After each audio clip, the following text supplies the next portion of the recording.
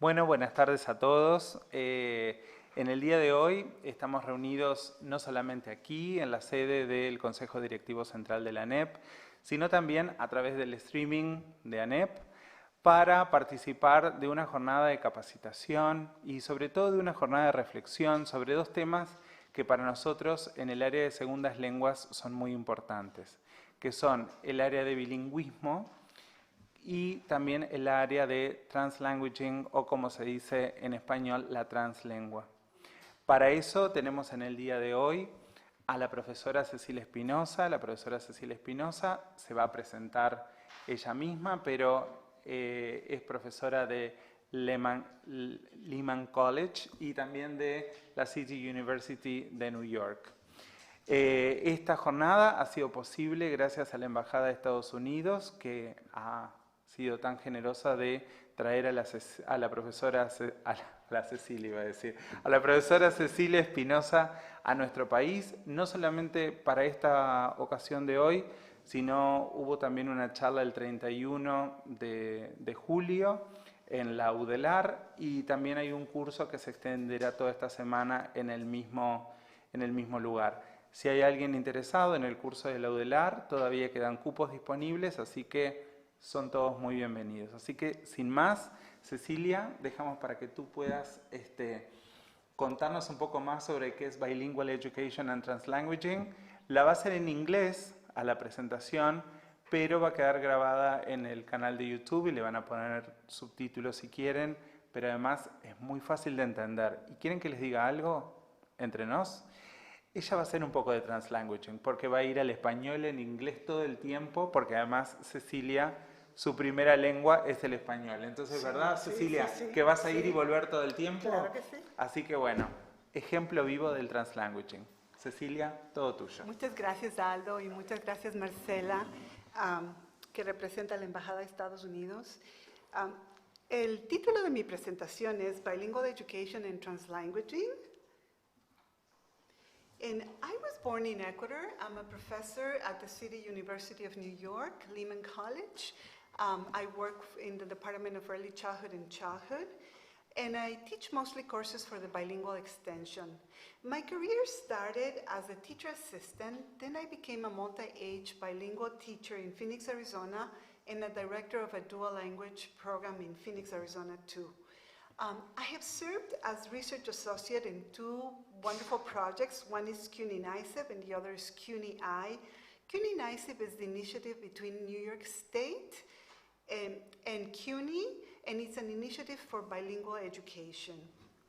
And here's where the ideas come from. We call ourselves a familia. The leader of our work is Ofelia Garcia, and as you know, Ofelia Garcia has really grounded and developed the ideas about translanguaging, but she hasn't done it alone. She has done it with an extensive team of other researchers from the City University of New York and graduate students. So the plan for this presentation is to connect with the diverse languaging practices that exist in the families and communities. It also has to do with familiarizing ourselves with a critical reflection of what is translanguaging, and providing also ourselves with techniques about how to implement translanguaging in our classrooms. So to really imagine what it might look like in our classrooms. So there are certain questions in the field of bilingual education as translanguaging and the ideas of translanguaging have emerged. And one of the questions that we have addressed is this question about what is translanguaging and how we can design instructions so that all multilingual students can thrive. And the other one is what are some ways that we can tap into multilingual students' strengths as teachers plan for instruction. So I'll tell you a little bit about my background. I grew up in Ecuador, and I grew up in the countryside surrounded by cows and calves. Also by tadpoles and frogs. We would take the frogs and we would organize them by stage of development. We interestingly used the word wiji, which is a word from Quechua. And also during our celebrations, we used guaguas de pan, which are children made out of bread for November 2nd, Dia de los Muertos. And then we also use the word ñaña, which is a word that's really used for people who are very dear to us, like a very special sister. As I grew up exploring and learning about science in the countryside, I also learned adivinanzas, riddles, and nursery rhymes, and chants, and also oral stories. Books in Ecuador were very expensive, so I would beg to anybody who knew a story to please tell me an oral story. In contrast, at school, what happened is as I developed English, for example, and Spanish too, we would be asked to conjugate the verbs, and often this conjugation of the verbs were even with the vosotros, which is not even used in Ecuador. And so there was a big contrast in terms of the engagement that we had in school. As I became a teacher, I learned about the work of Eduardo Galeano, and he really taught me to think about my pedagogy as a pedagogy that could take multiplicity of perspectives, so that I could really understand histories from different points of view. And I also learned about the work of translanguaging from Ofelia Garcia, and I work with the National Writing Project in thinking about writing as an essential tool for democracy and for critical thinking in democracy.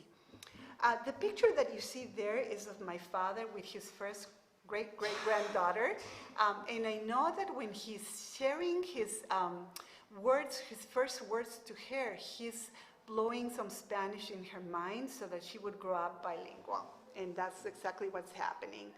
So we all hold theories about translanguaging. We hold theories about learning, about how children learn, about when children become literate and how it begins, and what is the role of language in this learning process. Translanguaging really asks us to take a 21st century perspective, and translanguaging would say that we are language. That what we do is we language, is what Ofelia Garcia and Argentinian thinking Mignolo say. What we have as humans is language practices, languaging practices. And then this idea that language does not exist in isolation or as an object, but it exists inside the people, the person, and that we appropriate language with our own intentions. That's when language holds meaning, is when we communicate something with somebody else. And so translanguaging asks us to take a stance towards language that says that as human beings, we interact with the environment, we reflect, we observe, we describe, we create, we share, we argue, and so that we bring our own histories, our lived experiences, our cognitive and socio-emotional engagements to each language of the experience that we have. And so that we also bring in dynamic ways our agentive agency. As we think about what is translanguaging and how does translanguaging develop, is this idea that translanguaging is really the norm in multilingual people. It's a creative and critical process. Bilingual people use language in dynamic, flexible, multimodal, and semiotic ways. And they also, and this is very different than how we traditionally have conceived language, especially as I think about how I learned language in Ecuador as I was growing up. And so translanguaging really refers to the languaging practices of bilingual people, and it challenges this idea of binaries, and we'll see in a little while what is meant by these binaries. And really gives new ways to understanding language and bilingualism. And in the images here, you see that these children are learning about turkeys, and that they're drawing, these are bilingual children, and they're drawing on their entire linguistic repertoire. They're writing in Spanish and in English. But it's not only children who use translanguaging. This author of Lowriders at the Center of the Earth also has characters who translanguage, and you see the mother is asking, ¿Dónde están mis bebés? So as we think about it, it also exists in the literature, not only children's literature, but also adult literature. Sorry to interrupt you, but sometimes, and here in Uruguay especially, some teachers tell the students that they must communicate everything in English or everything in Spanish.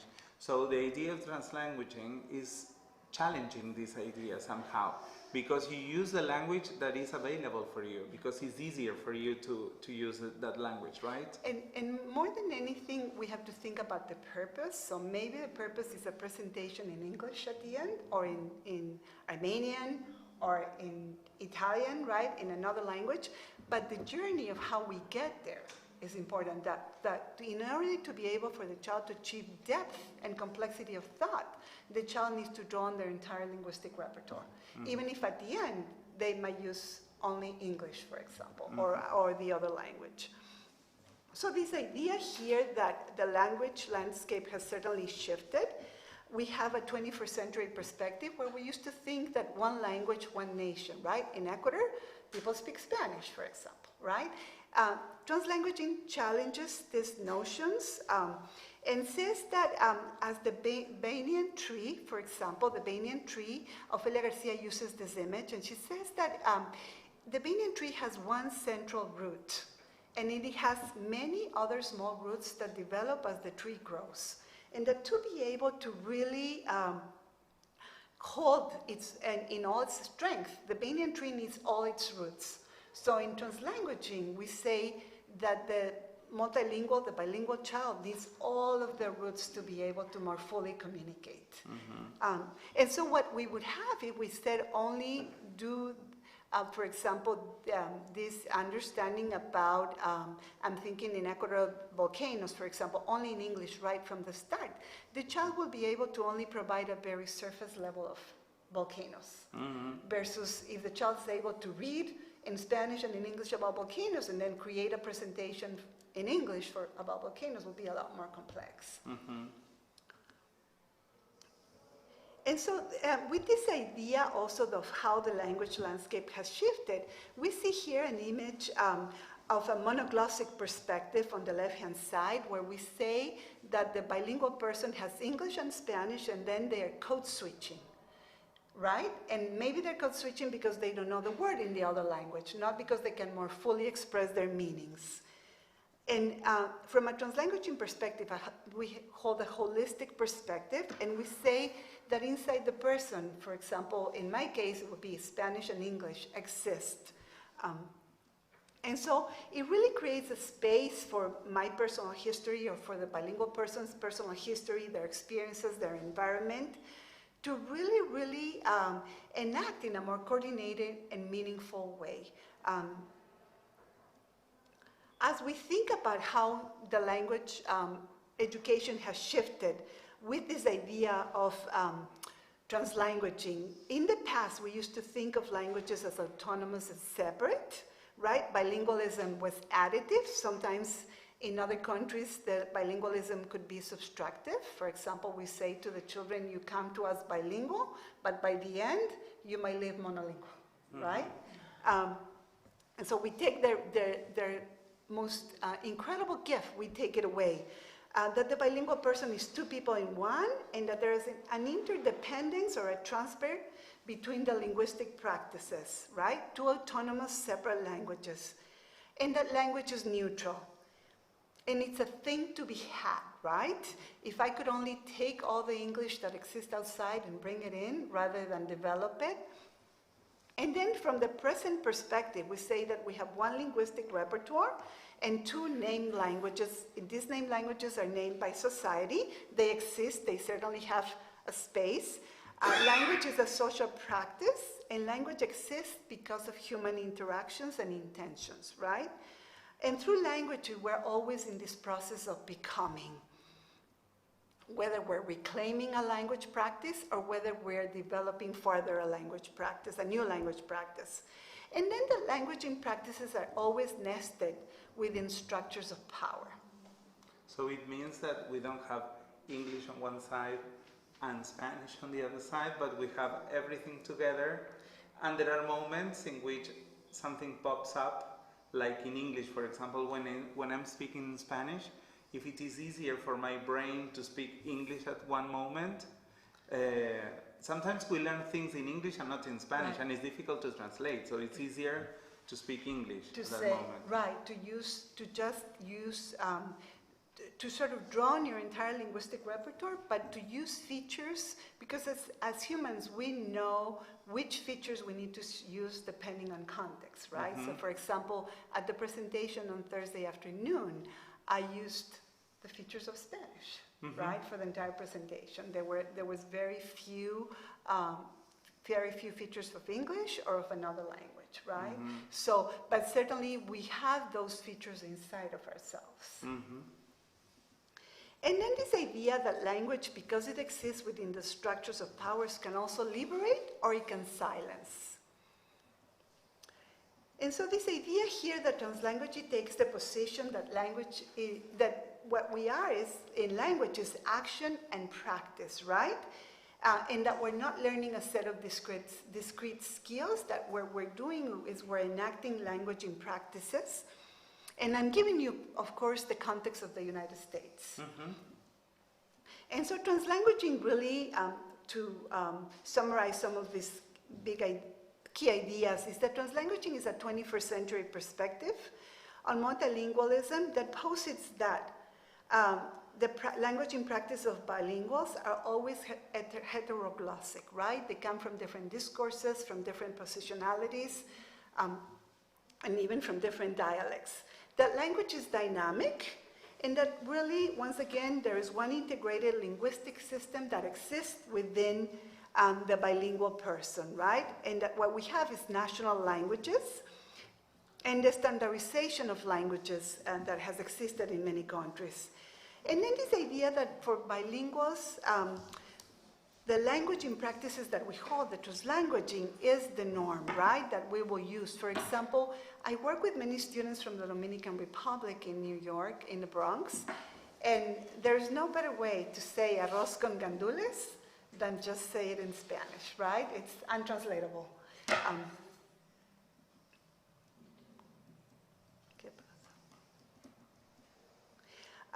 As we move alongside this idea that translanguaging is the norm in communities, as I have said before, these photos come, one of them comes from the Bronx, and it's a grocery store that has language in Arabic and in English. A UPS store, that is a national store, has this wonderful sign in my neighborhood. My neighborhood has a lot of Dominicans. Se habla español store. And the other one is Pizzeria Buena Huaytacama. And that image comes from a small town in Ecuador, a very, very tiny town in Ecuador. And you couldn't say it in a better way than Pizzeria Buena Huaytacama. And then here, right next to the Bronx, to my college also, there's a Vietnamese family, a few families who speak Vietnamese. And they have a delicious restaurant. And you can see their signs are also in their name language, and they also advertise that they know Vietnamese, English, and Spanish, because they're serving this really diverse community. Translanguaging is also the norm at home. We see on the left-hand side the young girl who is reading a book that is written in Spanish and in English, and she's discussing the book with a family member. Using both Spanish and English. A colleague of mine with whom I have developed a lot of these ideas, Laura Sensi Moreno, in her home there are, the foods that they eat also come in different languages, right? The labels come in different languages. And then on the right-hand side, there is a note from the little girl who now is 5 or 6 years old. And she says to me, Tía Ceci, muchas gracias por los libros. A mí me encanta leer. Soy un voracious reader. Te quiero. And she's growing up in Tennessee, and she's growing up bilingual. As we have moved farther into thinking about how schools welcome the students and their languaging practices, we have worked with schools in CUNY NYSEP to really help them think about what are the languaging practices that people bring. And so, for example, on the left-hand side at the top, this school did a survey about the languages that the employees at the school, the personnel at the school spoke, and you can see the rich diversity of languages that they found out that people speak. At the bottom, they did a welcome sign in another school, also welcoming the students and in integrating their languaging practices. On one of the walls, there is a study of Pat Mora, who's a bilingual author of children's books. On the right-hand side, there is an affirming wall that is also in Spanish and in English, and that not only affirms them with words that are affirming, but also in their languaging practices. These are students who are learning in a dual language program, Spanish and English. And then at the bottom in this school, what they did is they had many, many languages at the school. And they figured out that if they posted on this bulletin board questions that the parents always ask, then the parents could come and point and say, I need to enroll my child, for example. And they could use the secretary, who didn't necessarily speak all those languages, could certainly facilitate some of the conversation and the ease which with the parents navigated the school. So why is translanguaging important? And in terms of pedagogy, translanguaging is very, very important. Listening, talking, reading, writing, and multiple modalities are really tools for thinking and for wondering, for expressing, that are really central to the development of literacies. We know that from all the work with second language, first and second language that we have done over the years, right? And so for this to happen, emergent bilingual students, which we were talking about it before, Aldo, really need diversity of texts, but they need to enter these texts with, that offer multiplicity of perspectives with their languaging practices, right? They need ways to allow them to more fully participate in the conversations. And so if a child's just learning Italian, for example, the child might not be able to say everything that they think about the text. That is interesting, because in Spanish, we are creating a type of books with universal design for learning, and we give multiple ways of understanding the same content. Yeah. So for a bilingual or a second language learner, in the case you are saying, providing the learner with different texts in different languages to understand better is a kind of universal design for learning for the, I mean, obviously I'm using like a metaphor, for those who speak more than one language. Right, excellent, yeah, and certainly it not only sustains, but also I'm enhances. happy you said excellent, because I'm a good Sorry, student. I didn't mean to say that. I'm a good student. You're incredible. I'm a good student. Yeah, sorry. And so, as we think about translanguaging, we have also thought about how can we make translanguaging the norm in the classrooms. On the top-hand side, you can see that a teacher did an alphabet that has cognates with all the letters. And these are words that are relevant to the kids and certainly allow the kids to access the alphabetic system in ways where they can draw from their linguistic repertoire. So that idea that the environment is also very important. At the bottom, there's also, these were students who were already 13 or 14-year-olds, and they were in a dual language program, but they had their bilingualism had been put aside for several years at a school in Brooklyn.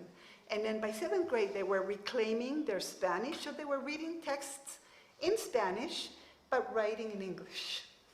So all the different levels. There are also authors like Jose Marti's Song for Freedom, which is a book that's written in both English and Spanish, as the text that you were describing, Aldo. And other texts, like An Ofrenda for Pedro, that has both Spanish and English right from the title, and culturally so relevant. At the top, there's the text from a young girl who says, "Hello, ¿sabes what is bilingual? Pues, bilingual es que tú sepas dos idiomas."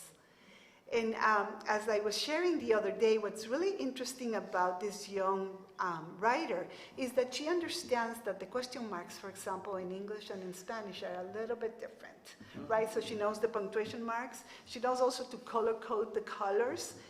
And then the other one, they're studying the seasons in Spanish and in English.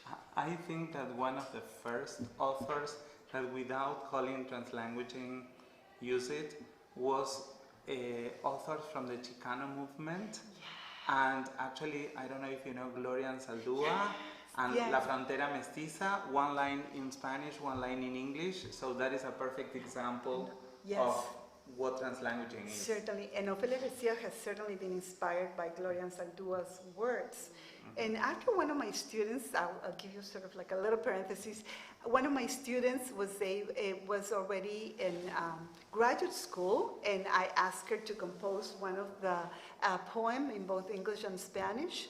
And what she did and what she said at the end was, I felt like my words flowed like a river. Nobody had ever asked me to draw my entire linguistic repertoire to write. And this student was already in graduate school to be able to do this, right? So Gloria Anzaldúa also says, you know, it's the freedom, it is sort of like that who she is a bilingual person, right?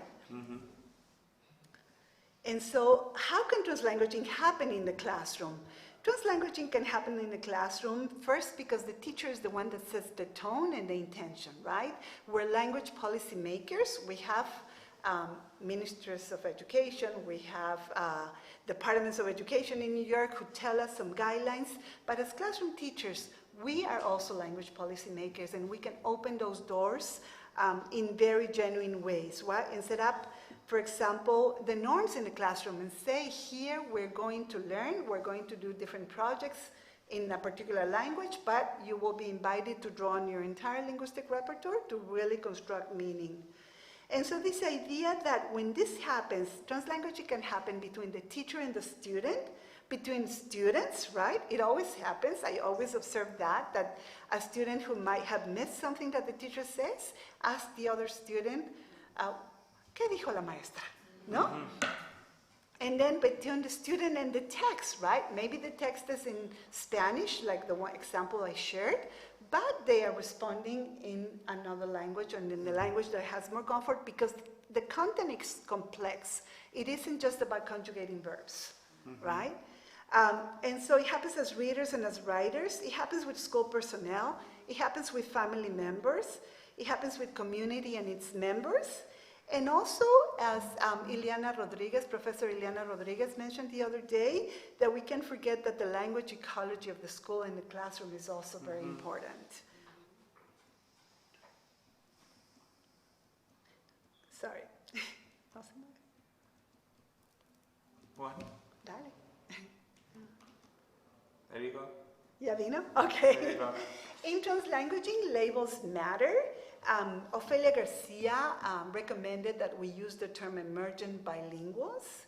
And this idea is very sort of located in the context of the United States. We have used terms like limited English proficient, non-English speakers. So those have been terms that have not really acknowledged the bilingualism that our students bring, right? And so I highly recommend that you think in that sense here in Uruguay, what terms you might use, especially for newcomers who speak another name language. It also ensures that literacy practices are more equitable and more meaningful for the student, right? It disrupts practices that normalize monolingualism.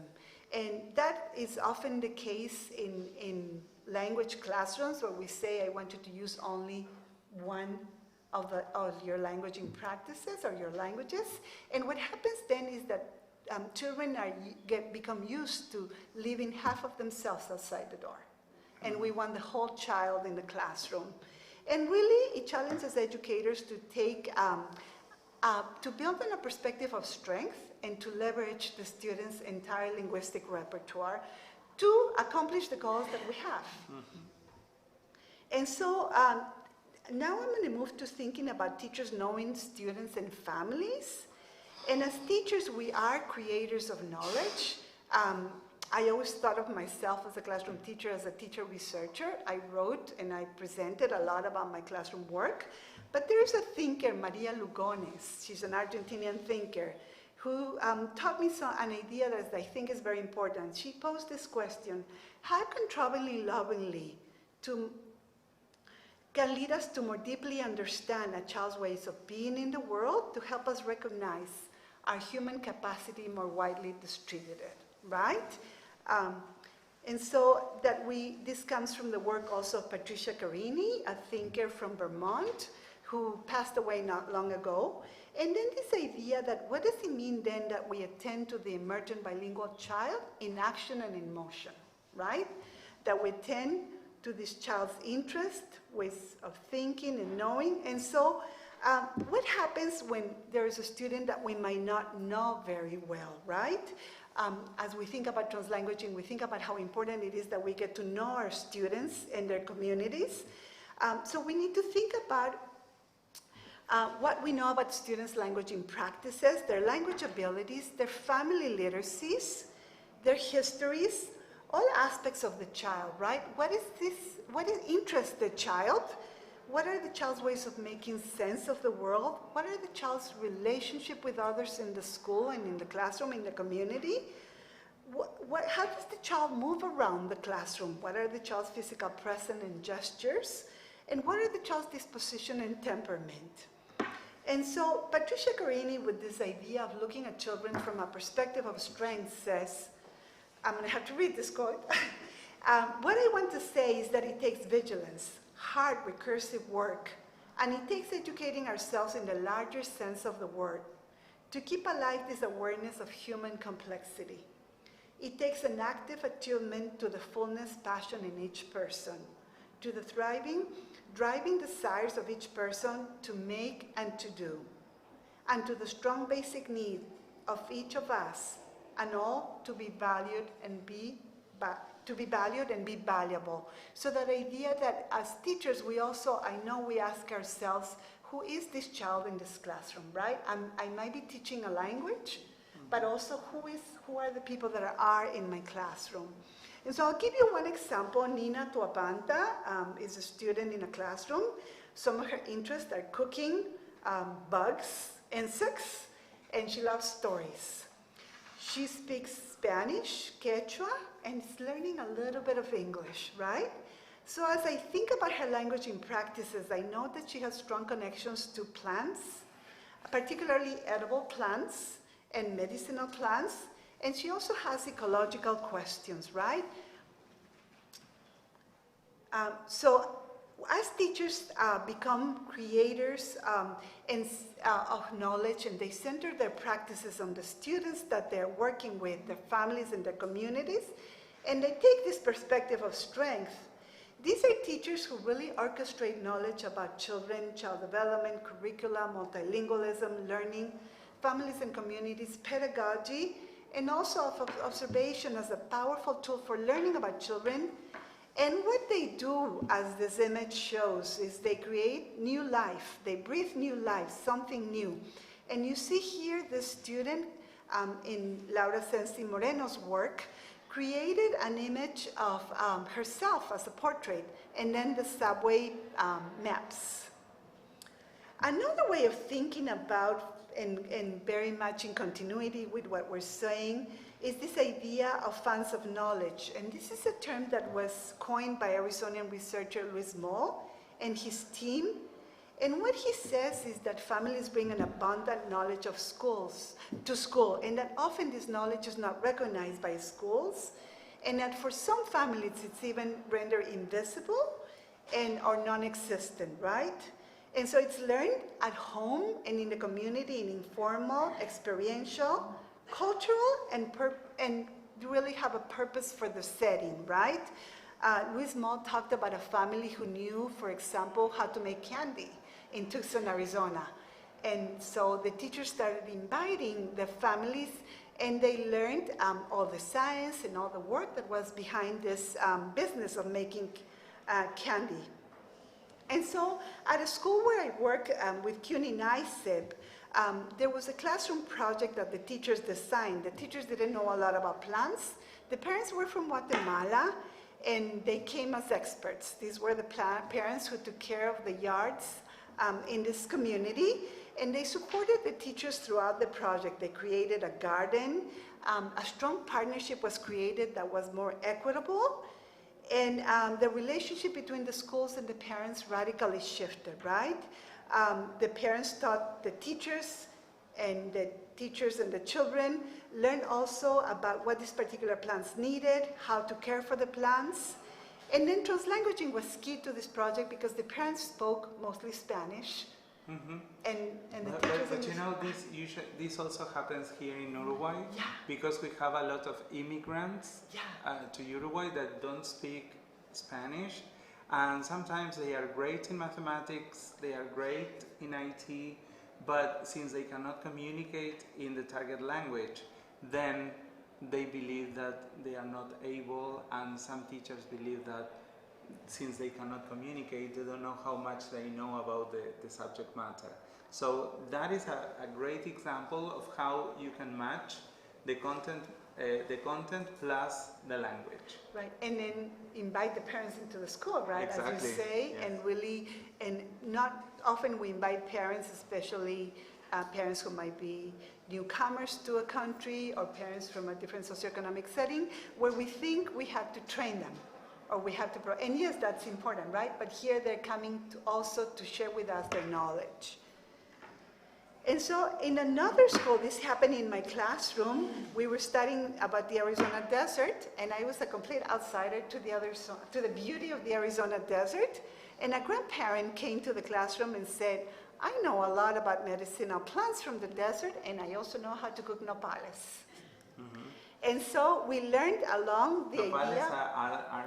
are these. The leaves of the cactus, yes. And in southern Mexico, and northern Mexico, in southern United States, around the Sonora Desert, people eat the nopales, and they eat the nopales con huevos. So this grandparent came to cook with us and to teach us, and it's a very elaborate process on how you prepare the plant to be able to become edible. And we also learned how to say nopal in different words connected to the nopal, right? Tuna, espino, penca. And she showed us, as I said, how to prepare nopales for a meal. And this is in another classroom. And this classroom was an only English classroom. The parents were also from Central America. And so the teacher was going to send the parents a fill-in-the-blank handout about butterflies. So butterflies have legs. Butterflies have wings. And I said, why don't you ask the parents to engage in a research study about butterflies? And just send them a few questions and ask them to use the internet and to really research in their knowledge. And the children came the next week with displays like this about butterflies. They had learned in Spanish about butterflies.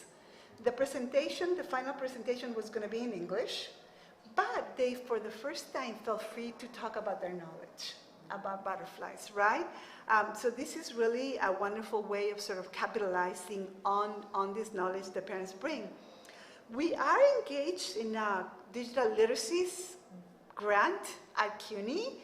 Sarah Vogel is the leader, and she's helping us think about working with technology, about, with, through, and against technology. And I'm calling these our always evolving funds of knowledge, because we're always learning and developing, so this idea that funds of knowledge are not static.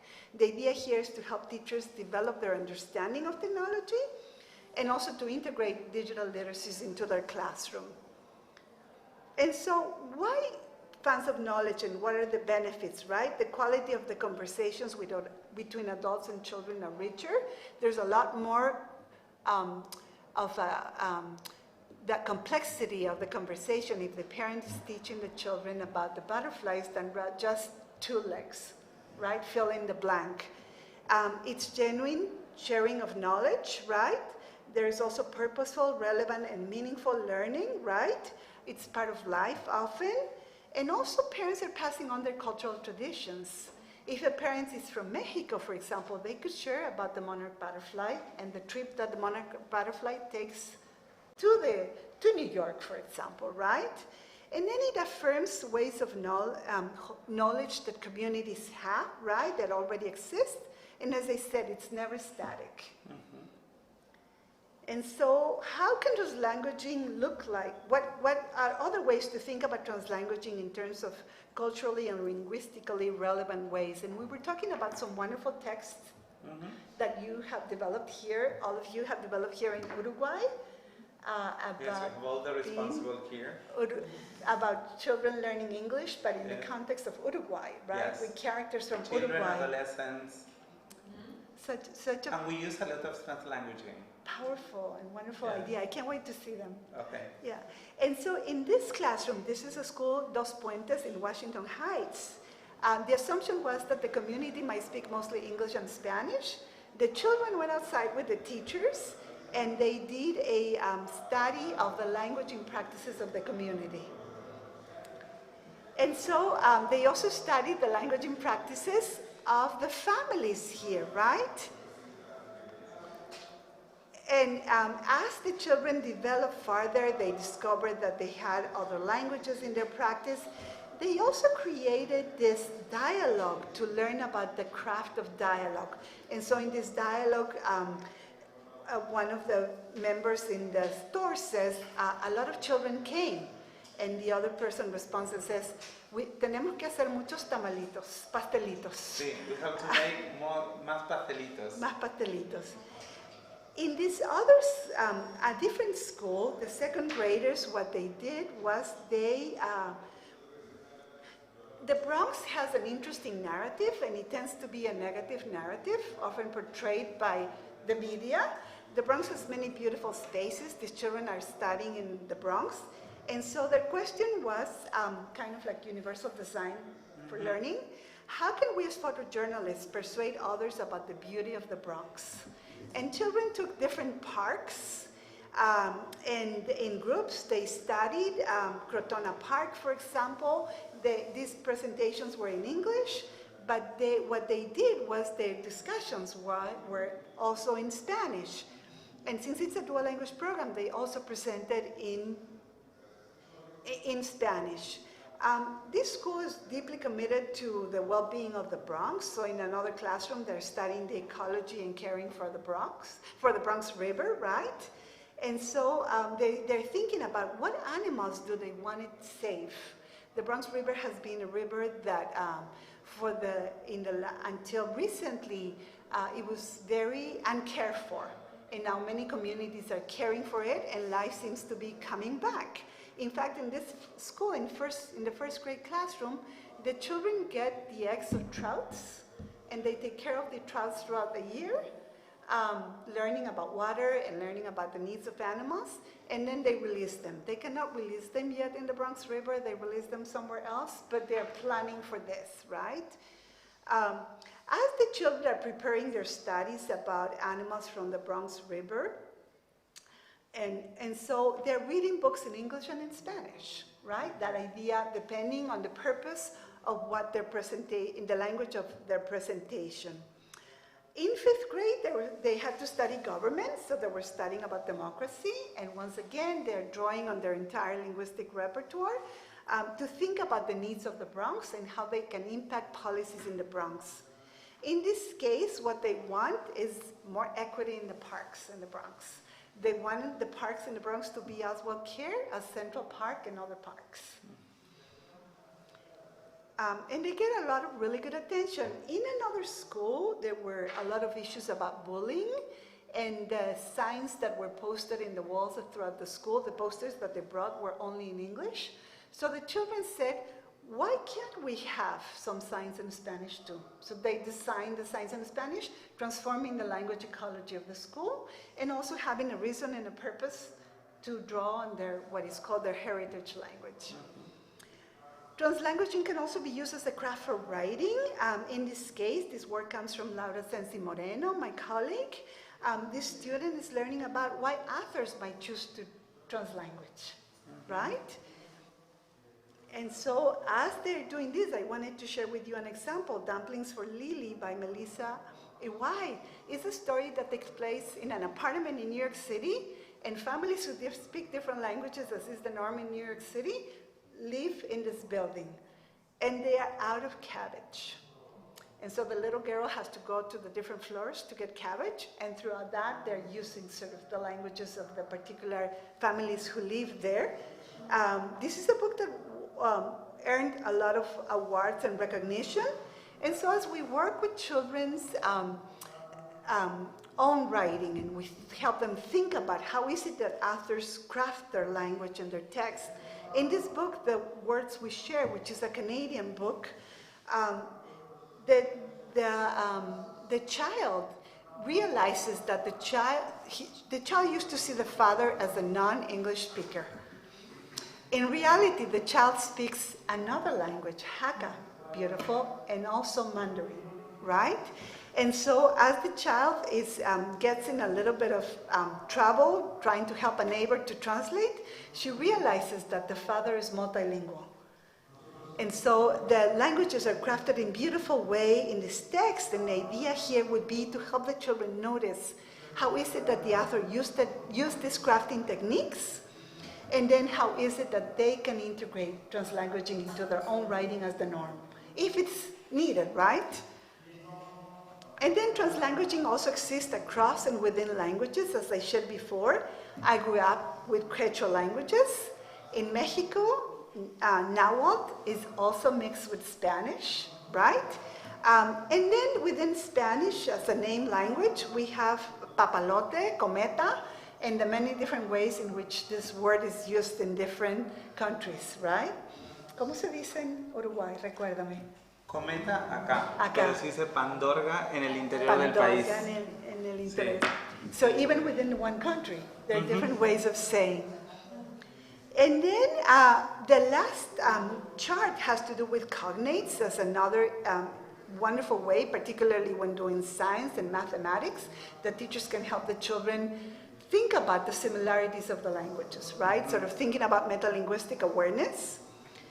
And so as we think about what does it mean to allow for learning to occur, Patricia Carini, this thinker from Vermont, would say that the emphasis in this teaching is on the knowledge, on what the learner cares about, what are the questions, and how can we support and extend the ideas that the learner brings, right?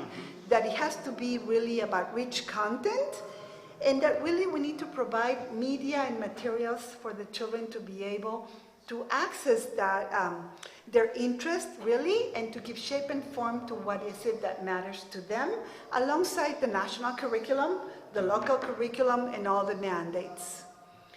And so on the brilliance and teachers and children, I want to say that taking a stance of translanguaging is really taking a stance of strength and possibility, because children want to be involved in authentic learning experiences, just like the books that you have created for your readers. And also that we want to bring their funds of knowledge, the expertise of the families and the communities, and that the role of the adult is key in creating these learning environments that are rich.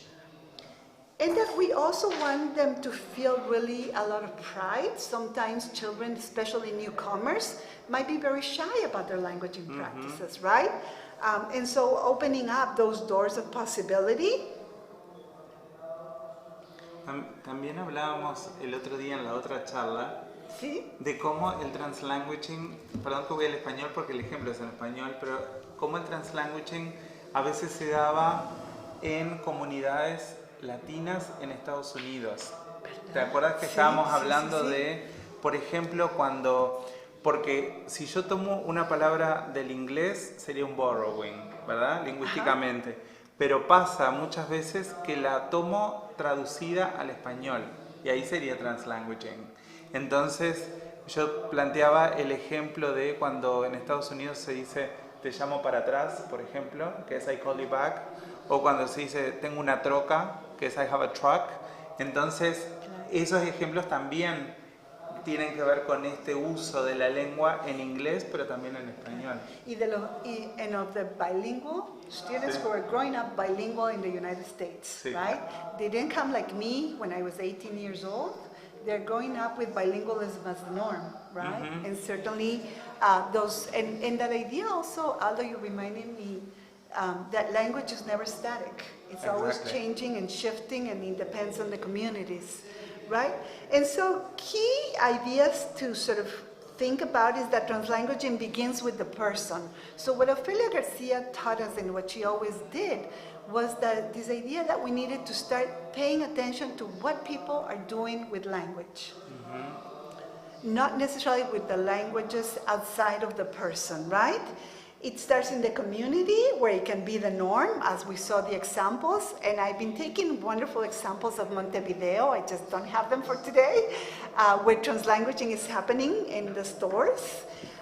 The labels really matter, right? Labels matter, and they afford us a perspective of strength. Emergent bilingual is one of those labels. Translanguaging happens in our classrooms intentionally, but organically, but we also need to plan intentionally for translanguaging as classroom teachers. We need to know our students. We need to organize those groups depending on who the students are, right? We need to set up a classroom environment, as Ileana Rodriguez reminded us the other day. We need to know children's literature and the materials that are available to us. Uruguay seems to be very rich in children's literature. And then that really a reminder that translanguaging is central for a multilingual child and adult, right? Ability to more fully construct meaning, that we think that that's very, very important. And then just to close some thoughts with Ofelia Garcia's words, right? It's important that we ensure that children can use language to play, to tell a story, to express feelings, to solve problems, to ask questions, to answer questions. If all we're asking them to do is yes and no answers, so we're not asking them to really engage with depth and complexity. And then that as educators, we really need to take this 21st century perspective, first by examining or re-examining our own theories about learning and about language, right? And that we search for practices that allow us to acknowledge, build, sustain, and critically engage in complex learning experiences. And that's it. Thank you. ¿Preguntas? Gracias.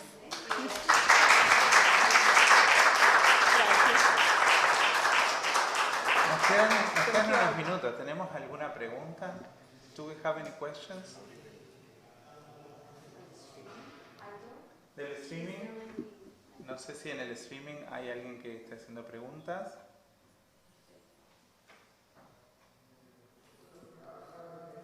¿No? Bueno, la verdad, Cecilia, gracias. Creo que este ha sido un gran puntapié para ponernos a pensar y a reflexionar sobre el uso de la translengua y sobre todo en un país como el Uruguay, que desde hace ya unos años se movió de lo que es una perspectiva monolingüe a una perspectiva plurilingüe, en donde tenemos 3 idiomas que son lenguas unos, pero que desde la ANEP trabajamos con 11 lenguas. O sea que estamos, creo, en la sintonía de saber que esta idea, este approach de la translengua es un approach que vino para quedarse, que tiene que ver con la naturaleza del alumno, pero también con el desarrollo que el alumno va teniendo y con las fortalezas que tiene, porque antes se pensaba que hablar otro idioma y que interfiera con la otra lengua era una deficiencia y hoy sabemos que es una fortaleza, ¿no? Una fortaleza y una fortaleza que ayuda al hablante, a la persona que es multilingüe, pero también a los maestros a crear espacios de posibilidad, ¿no? A crear espacios donde realmente pueda entrar what we say, the whole child, right? Sí. And really more fully participate. Yeah. Always keeping in mind the purpose and what is it that we want to accomplish. So by no means is translanguaging everything goes, right?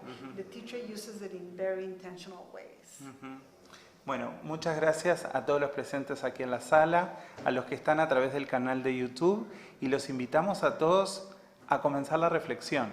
Y vamos a tener muchas oportunidades de encontrarnos y de poder hablar de este tema de la translengua o el translanguaging, porque creo que es un tema que nos interpela y sobre todo que todos los que están usando los libros Loving Uruguay, Living Uruguay y demás, saben que la teoría de la translengua está incluida en esos libros. Entonces, nada, muchas gracias a la Embajada por haber hecho esto posible y a ti, Cecilia, por ser tan cálida y por hacerlo en una hora. Thank you, Aldo. Muchas gracias a todos.